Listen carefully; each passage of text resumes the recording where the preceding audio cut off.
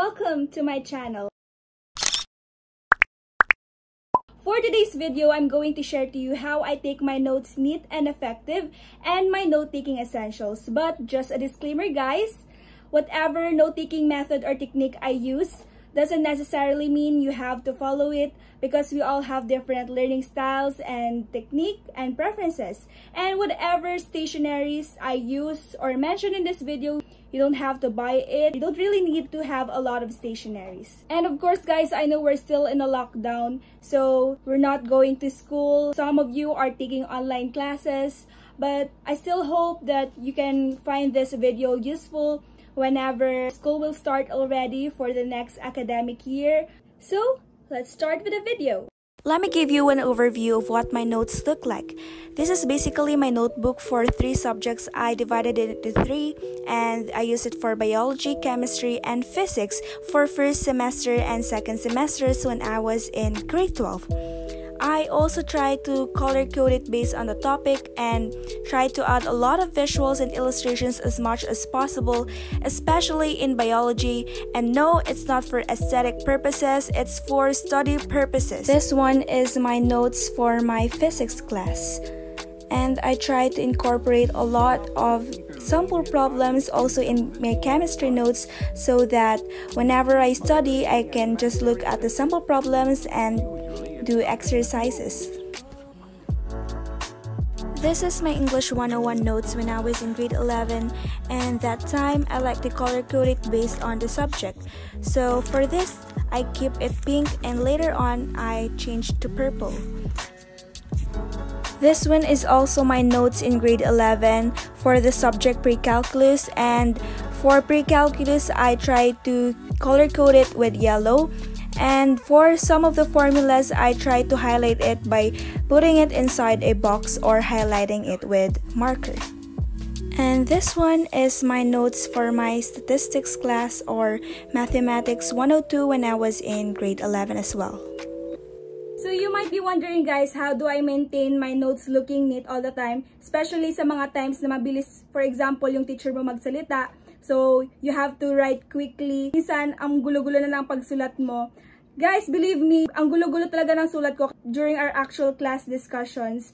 And then, lalong-lalo na kapag ang pinapresent is PowerPoint presentation. And then, your teacher goes to the next slide quickly before you even have the chance to copy the information on that slide. So, what I do during times like that is that I take a picture of the slide, or if mabait naman yung teacher, I try to ask for a copy of the PowerPoint. Another tip is you can compare your notes from your classmates. So, if you're missing some information or details on your notes, then you can just write it sa notebook mo.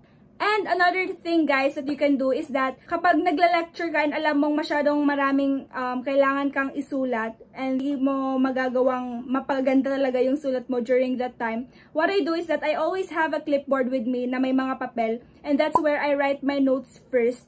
Basically, parang may draft ko muna yun. So, whenever my teacher gives additional information, naisusulat ko agad yun sa gilid ng paper. And then, I can put arrow so that I can connect the information that my teacher is talking about or discussing. So, yun yung tip ko para yung notebook mo, manatili siyang neat. Kasi ayoko naman na punit lang ako ng punit dun sa paper every time I'm going to rewrite it. Because guys, I rewrite my notes. Especially sa biology, I like to rewrite my notes because more on memorization si biology eh. By the way, I'm a STEM student during my senior high school. I don't know kung graduate na ako senior high school or hindi.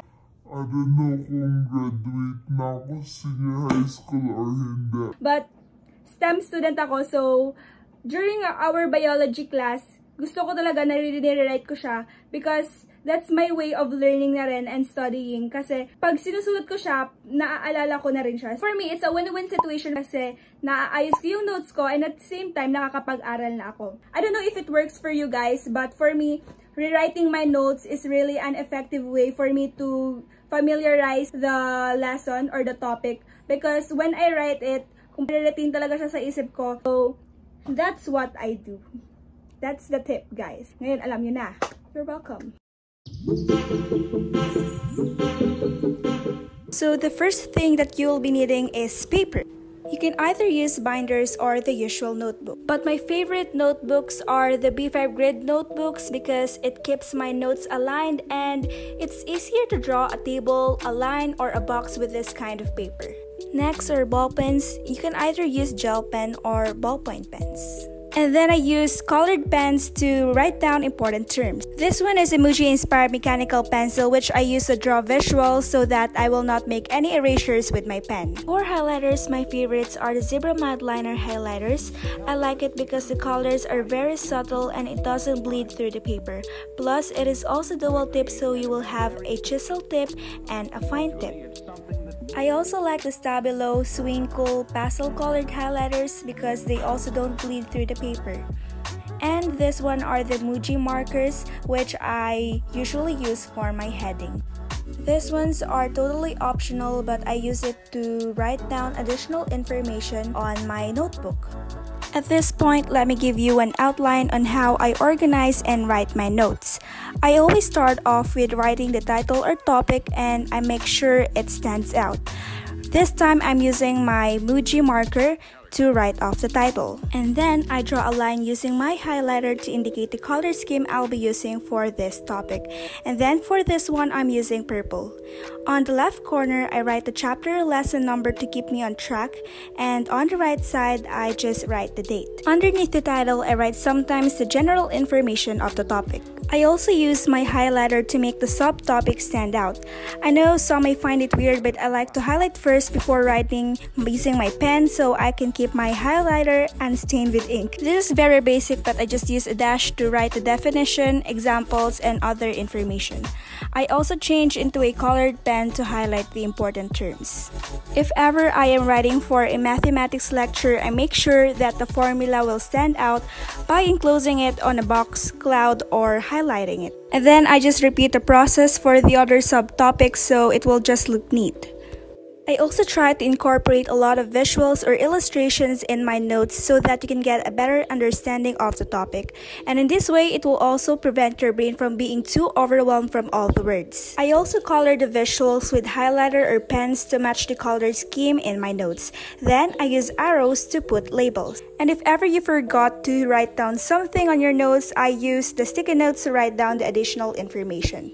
When writing a flowchart or diagrams, I also like to enclose it inside a box. If you have extra time, add some more designs like banners or flags to write down the titles or the name of the diagram. So this is how I usually write down my notes. I always make sure to make it neat and simple only, and by having a neat and organized notes, it just makes me more motivated to study. So guys, those are my note-taking essentials and how I make my notes for school. I hope you guys find this video useful and helpful for you. And if you do, please give this video a thumbs up and I'd very much appreciate it if you'll subscribe to my channel. So yeah, shout out to Shannon for suggesting this video and comment down below your next video suggestions for me to create for you. Also guys, if you do have an additional question regarding note-taking, please just leave your question on the comment section down below and I would love to answer that for you guys. So thank you very much for watching. Bye!